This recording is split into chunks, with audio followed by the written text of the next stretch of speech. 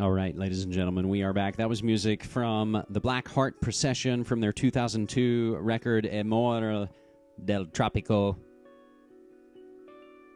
And we're now well into hour number 2 here of episode 197. It's December 3rd, 2010. My name is James Evan Pilato. I'm your host and webmaster of the site and show, MediaMonarchy.com, your source for alternative news, politics, conspiracies, and cover-ups, all that and so much more. It can't be summed up with a little simple catchphrase. But of course, it's time now to dive into cablegate. Wikileaks unveils secret State Department cables.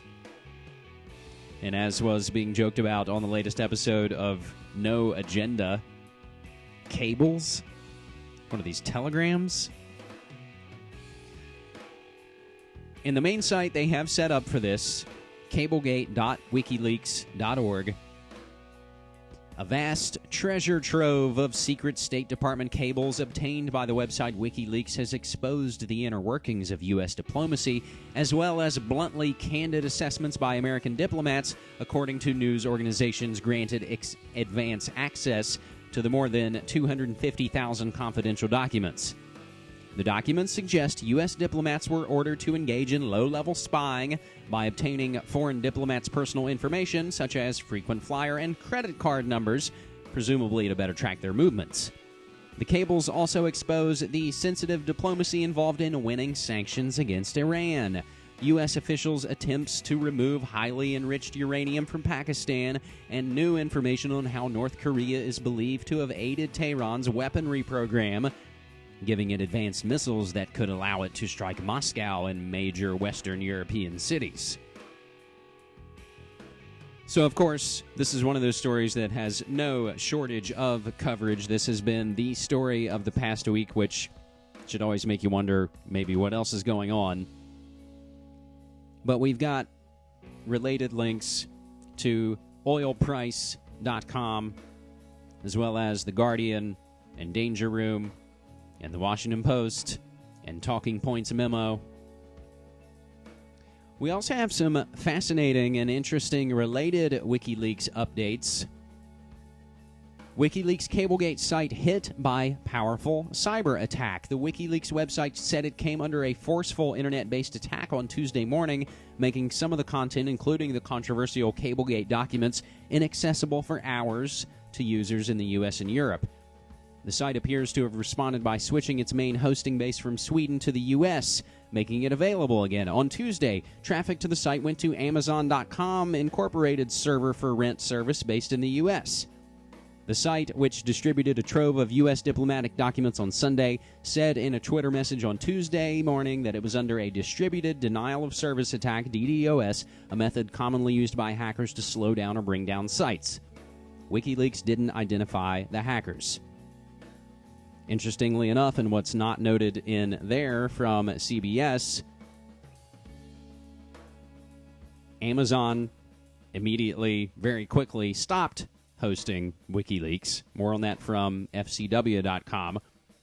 But more from a former Pakistani general. He notes and claims that the CIA and Mossad are behind WikiLeaks reports. Former Pakistani Army commander said that the disclosure of classified documents by the whistleblower side of WikiLeaks is a U.S. plot to create rift among friendly and neighboring states.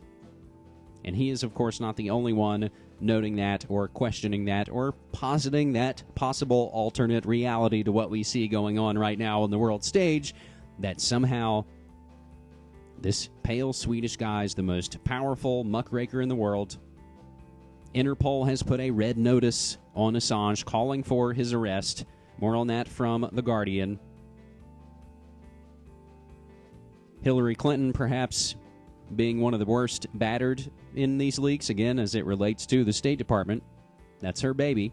Assange said Hillary should resign. Sydney Morning Herald reporting yesterday, police close in on Assange. And this is the soap opera going on right now. Are they just prepping the world for the announcement? Two in the head. And they capped him. Is WikiLeaks some type of cutout? Are they being fed information that help the grand chessboard? Those are the questions we should ask about any media organization, let alone one that has become this massive and this seemingly all-important.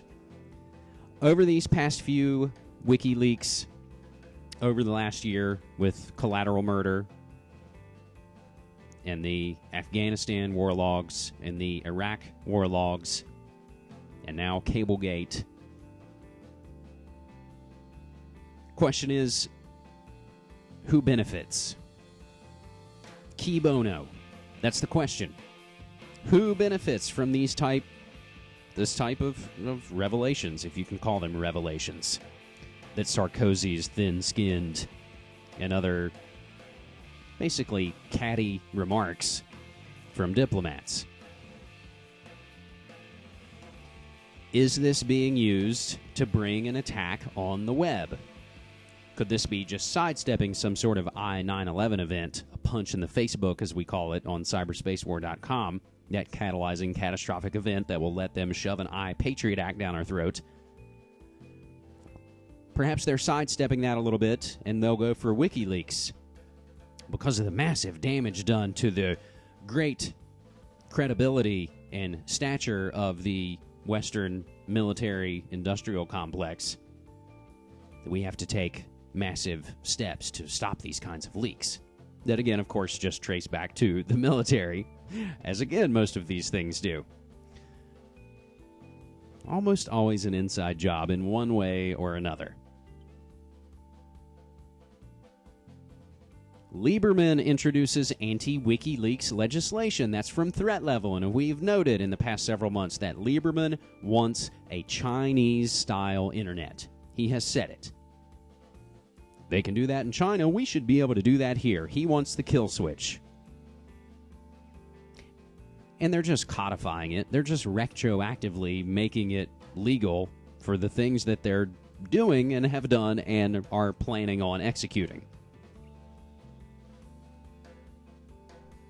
Our last WikiLeak note, as again, we're not going to spend a ton of time on this. This is one of those stories that, again, you can flesh out easily on your own, as there's no shortage of coverage.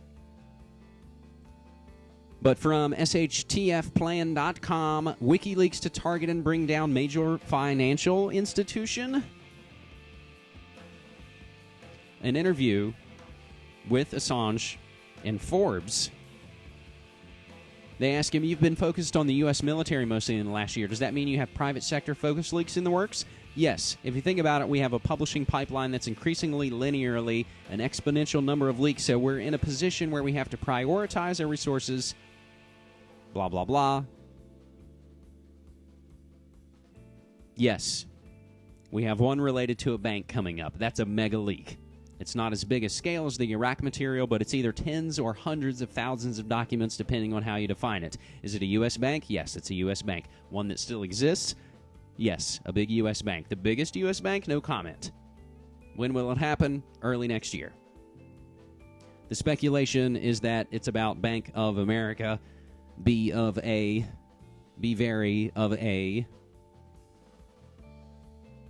And again, could that be the type of catalyzing catastrophic event to get further financial clampdowns going in the new financial world order in our North American community here?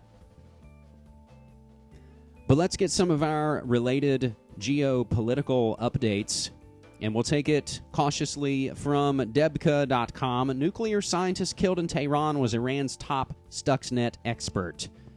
Professor Majid Shahriri, who died when his car was attacked in North Tehran Monday, November 29th, headed the team Iran established for combating the Stuxnet virus, rampaging through its nuclear and military networks. We noted some of the latest Stuxnet developments on cyberspacewar.com.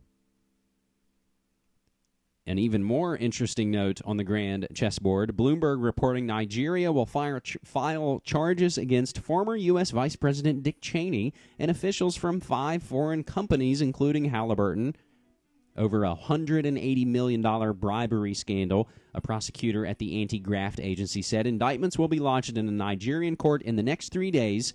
Godwin Obla, prosecuting counsel at the Economic and Financial Crimes Commission, said in an interview an arrest warrant for Cheney, quote, will be issued and transmitted through Interpol, end quote.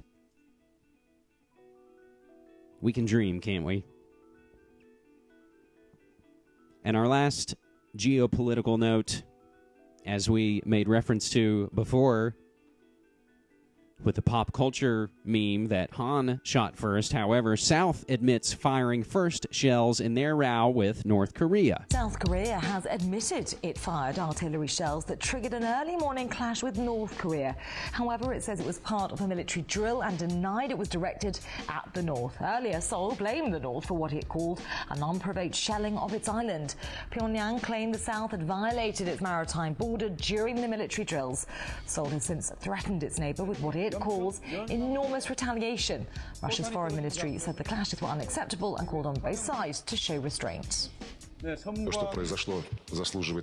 happened deserves condemnation. We insist that both sides must take measures to pacify the situation and prevent similar action in the future. Unfortunately, this is already the third incident of the kind this year, but this time there's a colossal danger